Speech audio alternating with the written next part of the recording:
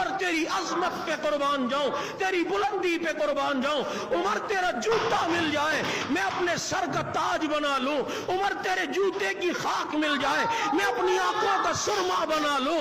उमर मेरी ईमान है, उमर मेरी जान है, उमर हमारी पहचान है।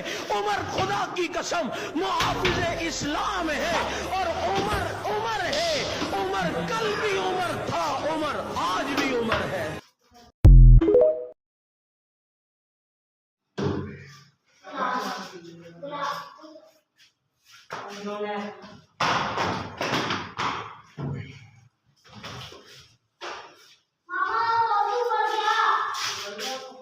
मामा